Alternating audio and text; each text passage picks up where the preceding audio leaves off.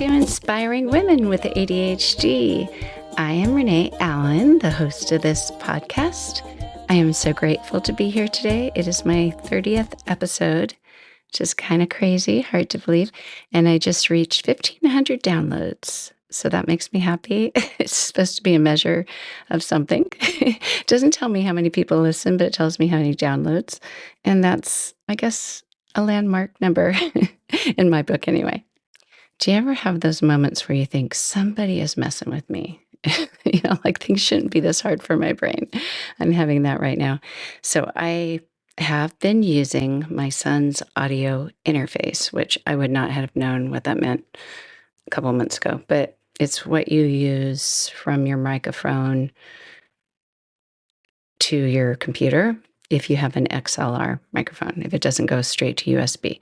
So to save a little money, I got an XLR microphone, and I've been using my son's audio interface to make it work.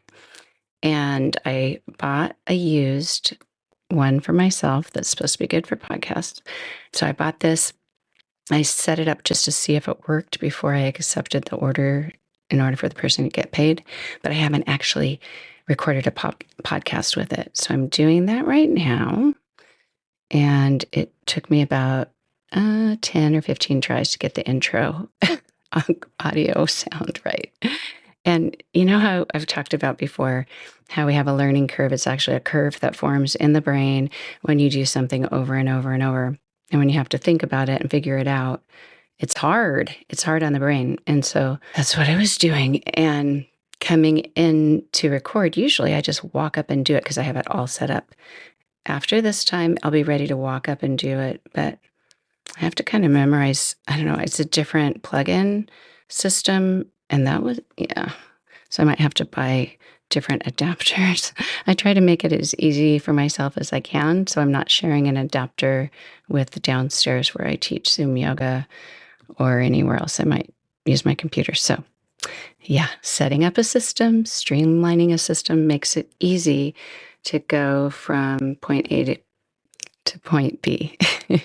Thank heavens for splicing. So learning a new system. Yeah, for some reason, it just started repeating everything I was saying, and I touched a wire, so I had to kind of take out my, oh no, what's happening? I didn't want to scare you. If you were driving or something, even if you're hearing something from a different place, it comes into your brain like it's happening in your situation. Have you ever had that happen? I was just talking to a friend about that today. When we talk to each other, if she's in her car and her blinker is on and I'm driving, listening to her, I think, why is my blinker on? Because that's what we're used to doing. We're used to finding a sound in our own experience of driving and computing that to what is safe and what we're doing. So, yeah. So I didn't want my, oh no, in the middle of something to make you think something was going wrong in your situation. But I'm here with all those little backtails. I hope you are okay with that. But today I'm going to talk about gratitude, another positive mindset practice for anyone, actually. But it is also helpful for women with ADHD. I want to talk to you about what gratitude can do for you with your ADHD brain and why it's so powerful and helpful. And people do talk about how we can have more happiness in life. It can have an impact on our outlook, and it can increase happiness, reduce symptoms of depression. I'm not saying it cures depression in any way, but it can help you enjoy positive experiences more. It might help you cope with a negative experience more, although I've recently found, maybe I found before, but just recently going through my daughter moving away. So we moved to Florida a couple years ago to be near my son and his wife and their 3 kids to help them while he's in medical school and residency.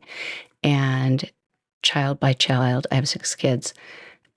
5 of them ended up moving here. The youngest is still college age, so he didn't move here. He comes here sometimes. And right now, his stuff is everywhere in the room.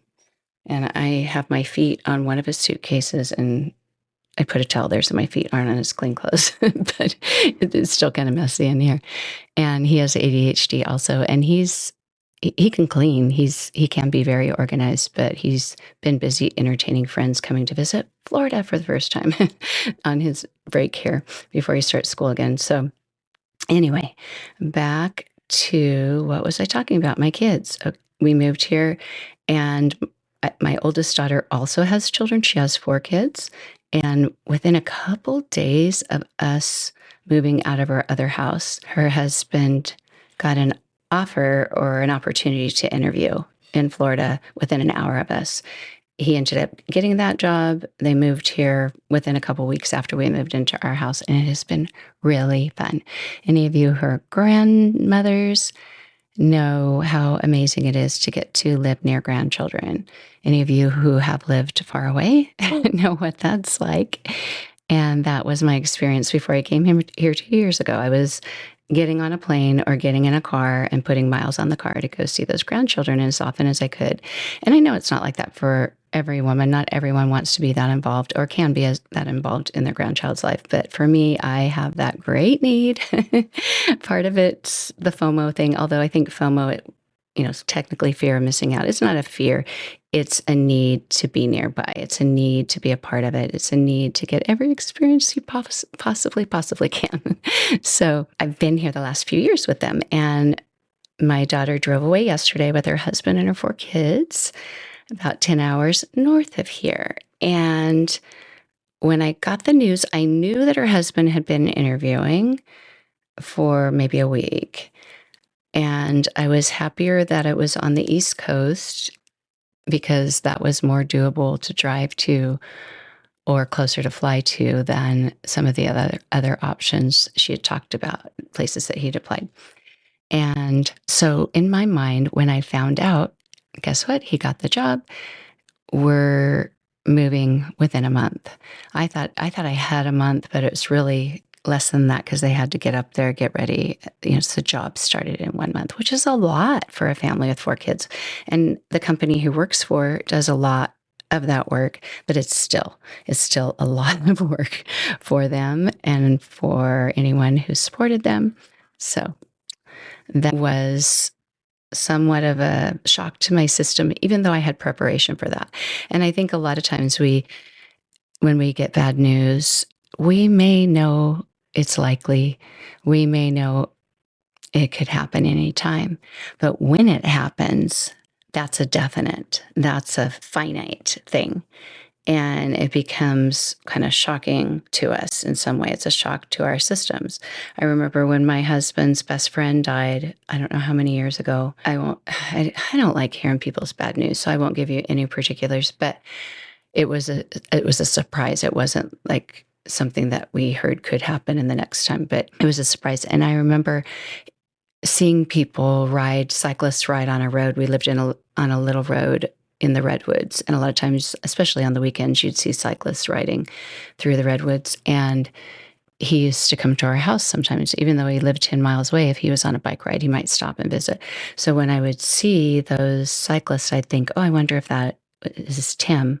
And then I'd think, no, it's not Tim. And I'd be reminded that he's no longer here.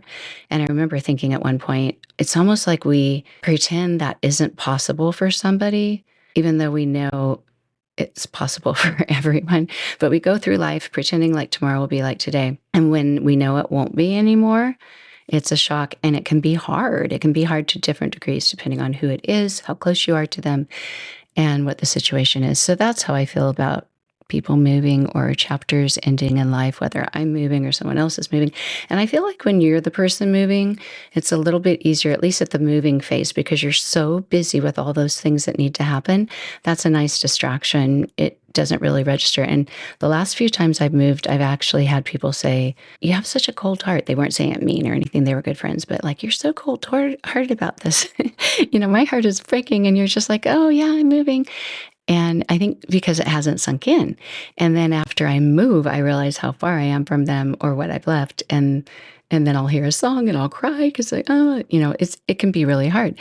So understanding that when we're not feeling our happiest or when we're not feeling positive for whatever reason. Having gratitude, having thoughts of gratitude can help, but it's not always a cure. It can help though.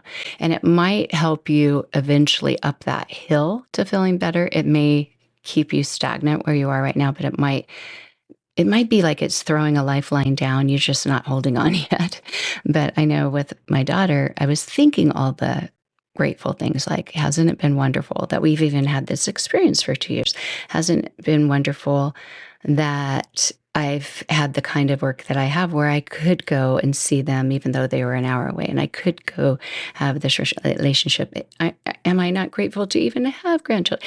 All this kind of stuff, all these great times that we've had. And isn't it wonderful that they're still on the East Coast? It's drivable, it's flyable, it's, modern, we don't have to ride horses, all those things.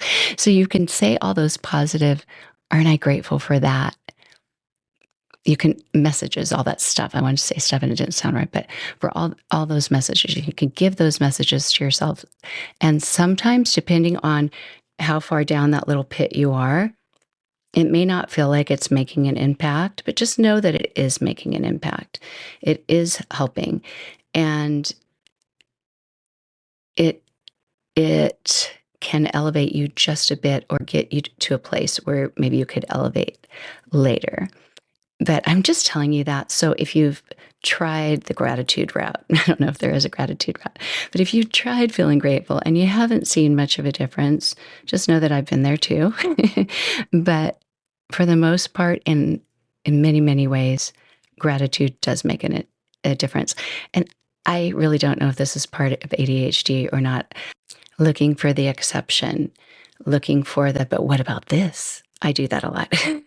And I think my son, the one that is staying in this room right now, he does too. I think that's why we were more debating, arguing when he was growing up, because he would see and I think about that, and we look for those things that we have to see fall in line before we come to a conclusion. So I'm just helping you pass that line if you got stuck there, but maybe you weren't. Maybe you weren't. And you know what? I have spent so much time getting this microphone right that I have to leave and go teach yoga. I'm supposed to be there in it just changed to 18 minutes. I need to change my clothes. So my choice is to either make a short episode right now, but I have more I want to add to this. I don't want to make a two-parter because then you need to listen to the intro and outro again and so forth. But I am going to come back later. If you don't mind this being a behind the scenes telling you, narrating as I go what is happening as I record. But that's where I am right now. I will be back. I probably won't be, I have to record tonight because I want this to be able to produce tomorrow morning. Okay, I will be back tonight after everyone comes over and after everyone leaves. I'll come up here and finish. I will be back. And to you, it'll be kind of like I never left, but just know that I'm going to go teach yoga. I'll be back and continue with the real message about gratitude and not just the exception I needed to get past. I'll be back in a bit. I'm back. I'm back. And I'm going to talk a bit more about gratitude. So, gratitude helps regulate the executive functioning system. And that's one of the problems that we have with ADHD is executive dysfunction. So part of having ADHD is part of the reason that the brain doesn't function the same way is not having enough dopamine, and expressing or receiving gratitude releases dopamine and serotonin into your brain. So when you feel grateful for something, express gratitude, have somebody show their gratitude for you, we know that we feel good inside. And I'm not talking about the exception that I talked about earlier, that sometimes you think, yeah, I know that, but I don't feel better. Still, it does something for you. And most of the time, that's, like I said, that's the exception.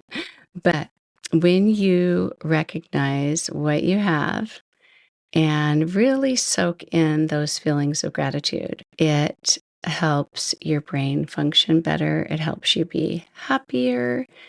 And it helps your brain build more pathways to regulate the whole thinking process and what we need to do to function.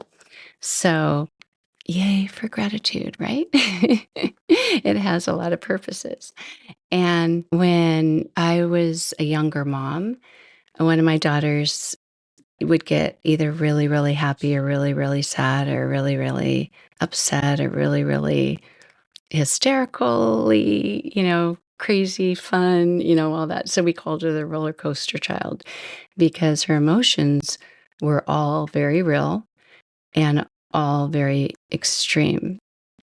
So when she was feeling very, very sad, my husband and I started asking her to focus on what she was grateful for. And she was younger. I would say we started this when maybe she was like sixth, seventh grade or something like that.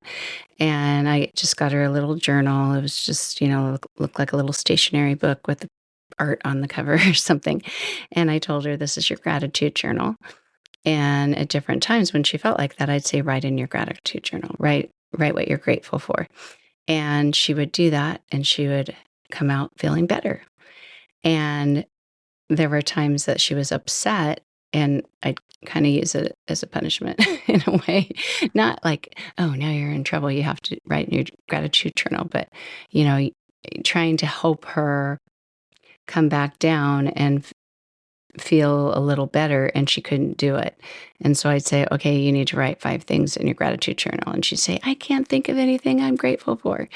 And I said, you have eyes, you can see, you have feet, you can walk, you have ears, you can hear, just start writing things. And she was in the bathroom, I think, upset. I remember talking through a door to her about this.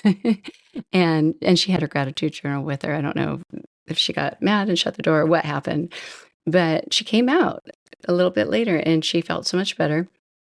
And she showed me her gratitude journal and she wrote, I have eyes, I can see, I have feet, I can walk, I have ears, I can hear. And from there, she kept going. And I think she started seeing with each one, and it helped her feel better. So it can help us through emotions. It's not that we don't need to process those emotions, but it can help us see things in a slightly different way, and it actually helps change the brain, which is all connected, right? We don't really understand when we say, oh, I feel better. Oh, I feel happy. Things are changing in the brain to help have that happen. And there's also rejection sensitivity disorder. Have you heard of that? RSD. And it is something that is often experienced by people with ADHD. And since ADHD brains are more sensitive to rejection or even perceiving rejection when it's not really happening, or being sensitive to a little bit of rejection that somebody else might just brush off, it can interfere with a lot. It can interfere with happiness. It can interfere with opportunities or what you feel like you can do or should do. And if you feel gratitude, receive gratitude, give gratitude, it can change the focus away from the other people of what they may be thinking or what they are thinking or saying or rejecting, and go out toward the world, out looking at the good instead of what bad's coming to you. And if you've ever heard of the arrows, it's like all the arrows are pointing in when you're feeling that way, when you're thinking, this is all coming at me. When you feel gratitude, you're pointing the arrows outward and you're helping your body be more resistant to that rejection because you're not focusing on it. Somehow you're able to get your focus off of it and onto more positive things. And our brains are like that with thoughts. When we're having these thoughts of whatever we are that is bringing us down, whether it's rejection, whether it's just feeling not quite right or not happy or not motivated or whatever it is. And if you're able to point the arrows outward think of other things that are wonderful, even if they are about yourself. It could even be for every positive thing that's happened to you in the past week. Think about that instead of the one or two big things that are bringing you down. Even just, like having to make phone calls and go through all the push this number and push that number, and you do all of it, and then they tell you at the end they can't help you. Those are things that bring me down. Or looking something up on the computer, or having to do something for my son for financial aid or whatever it is. And then there's some error, or they have to send me an email with a code, or a text with a code. And every time you have to do everything, they are adding steps. And here I am trying to simplify the process, pave the pattern, all those things. And there are other people in life or systems in life that just want to complicate it. And I know they have their reasons, security and all that kind of stuff, but it gets old. It gets really hard. And feeling a sense of gratitude, whatever it is, looking around, soaking something in, can help. It can help you feel a little bit better and help you get through things. It can help us be more productive also. And I think that's one of the things that I found is that when I'm feeling more positive, I feel more capable. I feel like I can do this, I can do that, and I can be productive, and productivity makes me very happy if I can get things done. It's not that I don't want to ever stop and take a break. I do. But if we feel gratitude, that can help increase our productivity because we can be a more enjoyable person. We can have a happier outlook, a more hopeful outlook. And gratitude can also just reduce anxiety. Believe it or not. So gratitude is like it has these magic powers. It increases the dopamine and the serotonin, two great things. And it can also reduce the stress hormone cortisol and help the parasympathetic nervous system be activated. That relax, restore, chill, everything will be okay mode over the fight or flight. And I think that makes total sense because when we notice the things that are going well or things that are good, then we do feel more relaxed. We think, oh, this is a lot better than I thought. And I've found, I may have mentioned it before, but just even smiling, even just putting the sides of my mouth up and smiling does something to me chemically. It helps me feel less stressed. And I kind of laugh at it because I think it's not that I feel like smiling right now, but let's see what happens when I do. And it kind of makes me laugh because it feels so pretend, but it works.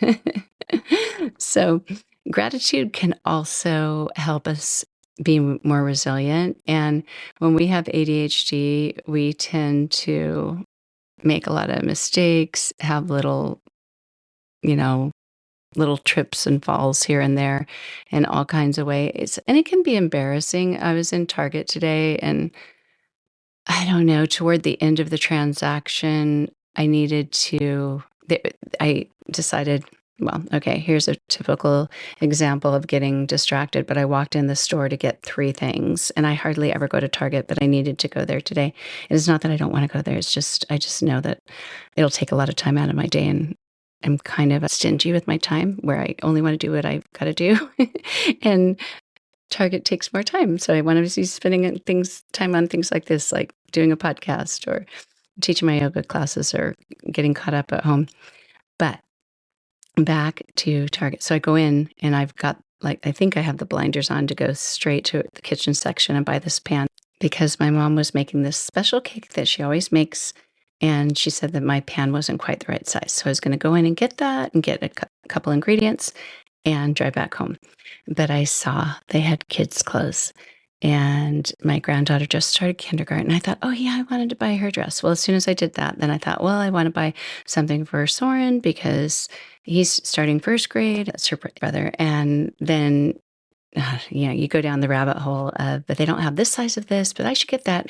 Anyway, I spent a lot of time doing that. And at one point, I saw a certain brand of shirts where buy one, get one half off. And I thought, okay, get 2 of those for him, 2 of those for her, get her address and get him a Spider-Man shirt because he likes Spider-Man. And those weren't on sale, but they weren't that expensive. So anyway, when I get up there, I usually do self-checkout because then I can check the prices because I tend to talk to the person working there and then I don't pay attention. But this time I had more than 10 items. I couldn't go to self-checkout. And I was aware. I was watching to see. And I said, did those shirts ring up on sale? And she said, no. But I think if you go on to the Target app and you click on this or you let me scan it or whatever. So meanwhile, I'm mindful of the people behind me because it's a big university town and everyone's in Target right now because school's starting. And I thought, oh, now I'm aware of them and I got to do this. So for some reason, the app just wasn't making sense. I'm looking at it like, usually that's here and I'm supposed to scan, where's the barcode thing? And I just couldn't see it well because I was trying to do it fast. And eventually I got it to work. She got it to work. And then I'm, kind of bumbling, grabbing the bags. And thankfully I didn't leave a bag there. I tend to do that when I do self-checkout and get home and realize I'm missing stuff. But as I went out, she said, "You're doing fine." And I thought, I think she could see I was really kind of scattered. and and it was actually not as scattered as I have been before at stores, but I turned to the person in line behind me to just say, "I'm sorry this took a while," but she wasn't even looking at me. And so the woman at the checkout who worked there said, "It's okay." And that's when she said, you did fine." And it just felt good to have that validation that she was telling me you're okay, for one thing. But I also just thought I recognize that no matter where I go, what I do, my brain doesn't work as a neurotypical person. And obviously there's other disorders that people have besides this that are probably more challenging.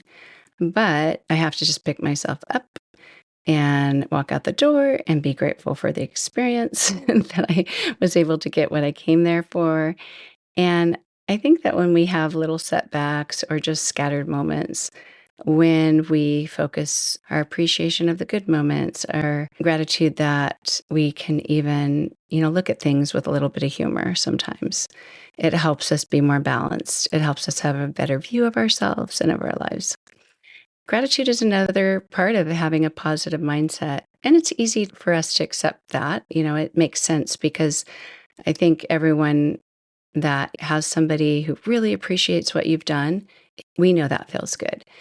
And we know that when we look around at a beautiful setting, you're in nature or something, we're essentially feeling gratitude for being there. Like, wow, look at these trees, or look at this lake or the ocean.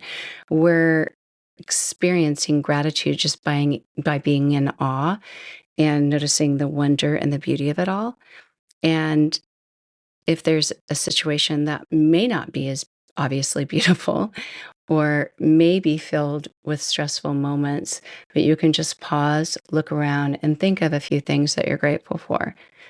It could be just as simple as saying, "I'm so happy I'm here right now," or "I'm so happy I'm with this person," or just looking at someone and recognizing how amazing they are, whether you say it to them or not. And I know it's important for us to let people know, but sometimes just soaking that in, not interrupting the experience, and maybe letting them know later or not, but just recognizing the beauty of the experiences we have is another way of feeling gratitude and enriching our lives. I think that's it for today. For tonight, it's actually pretty dark out because I split this one up. And I'm just happy to be back in the saddle because unless I have a chance to do one more, usually I have one early in the week, one later in the week. And I have had as many as I think 11 people staying in my house besides the 4 of us who are usually here in the past week. It's been busy in addition to other people coming and going, grandchildren, kids who don't live here or weren't staying with us. So I haven't been able to come on yet this week, but I'm happy I can. I'm grateful that I am now. I'm grateful for that. And I'm grateful for you. I'm grateful that you are coming together with me and hopefully feeling united with other women with ADHD.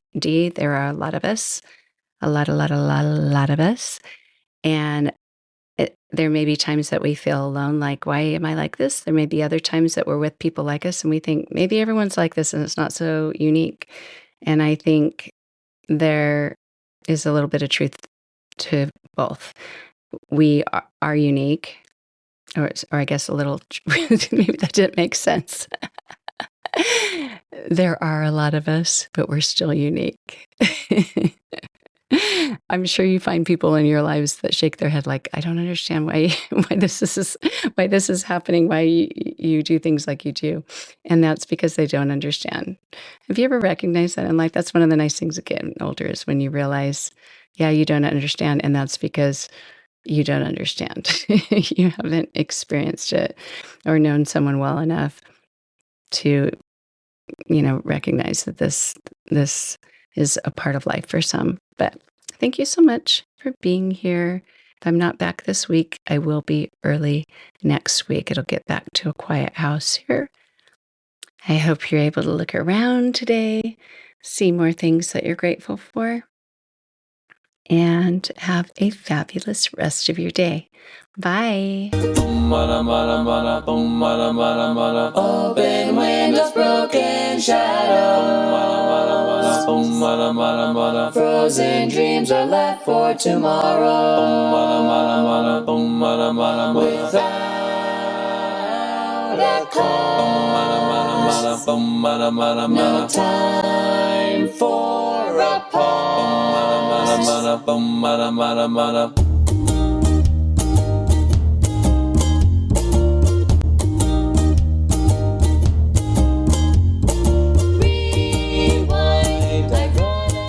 Time to sing melodies and harmonies. I'm cut short. The silence of sound has yet been found, but not by me.